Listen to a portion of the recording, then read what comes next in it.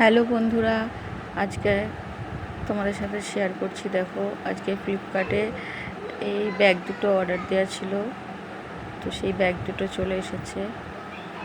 সামনেই রাখি, তো রাখি পূর্ণিমার দিন আমার ছেলে ও দুই দিদিকে এই ব্যাগ দুটো গিফট করবে, ওই জন্য অর্ডার করা ছিল। তো সেই ব্যাগ দুটো চলে এসেছে। কেমন হয়েছে কমেন্ট করে জানিয়ে। রসুন কোথায়? রসুন সব আছে।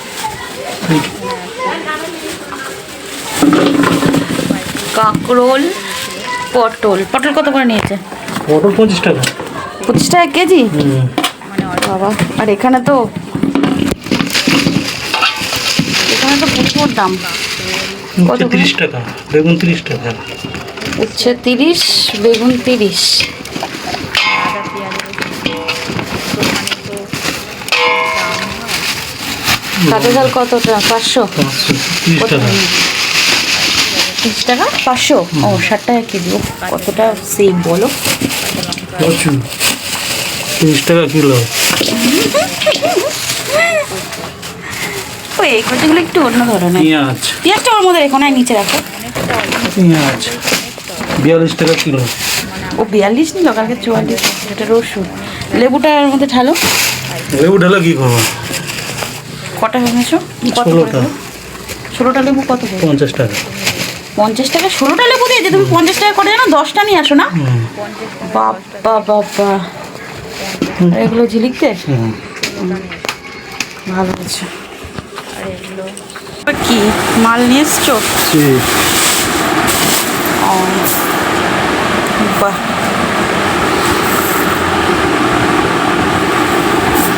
আমাদের এই জিনিসগুলো বিক্রি করে, দোকানে দোকানে দেয়। তো কারো যদি লাগে, ওই তো দোকানে পাইকারি রেটে দেওয়া হয়। তো আমি ভিডিওতে বন্ধুদের সাথে দেখিয়ে দিই, যদি কারো লাগে আমাকে কমেন্ট করে জানিও। আমরা এগুলো বিক্রি করে থাকি, শাখা পলার সাথে সাথে এগুলোও বিক্রি করে থাকি। সামনে পুজো আসছে, অষ্টমীর সকালে বেশ পড়লে সবাইকেই বেশ দারুণ লাগবে। প্রত্যেকটা ডিজাইন একটু হাতে করে দেখাও না, প্রত্যেকটা ডিজাইন একটু হাতে করে দেখাও। প্রজাপতি। হ্যাঁ, প্রজাপতি। দেখি দেখি দেখি, কি সুন্দর। তাই তো। কটা পাতা? 5টা। হ্যাঁ, 5টা পাতা। আর এটা আছে প্রদীপ। এটাকে প্রদীপ বলে? একটা এরভাবে ধরো। প্রদীপ মানে হরতন আর কি। হরতন বলে? লাভের মধ্যে তো। লাভ। এই একটা ডিজাইন আছে। এইটা হচ্ছে প্রদীপ।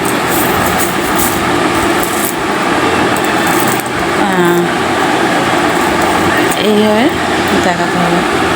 এই যে একটা ডিজাইন, বাহ, খুব সুন্দর ডিজাইন। এটা আর কি ইয়েতে বেশ পুজোর সময় কিনে সব অষ্টমী বাটা দিতে যাবে, তখন পড়বে ওই ডিজাইনগুলো। কটা ডিজাইন? এই একই? লাভের বড়টা। ও, এটা লাভের বড়টা। ও লাভের ছোটটা আছে, আবার এটা বড়টা।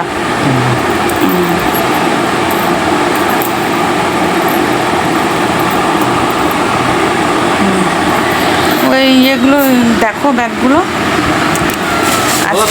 ছবি আলাদা। না না, ছবি আলাদা না তো, একই জিনিস বললো না বাবু যে দুটো দিদির জন্য অর্ডার করে দেবো, একই জিনিস। আজকেই এসছে, রাত্রিতে দেবে। 400 কত টাকা? 544 টাকা। 270 বা কত করে পড়তে দেবে? জিজ্ঞেস করছি কেমন হয়েছে, তো বললো না ভালোই হয়েছে।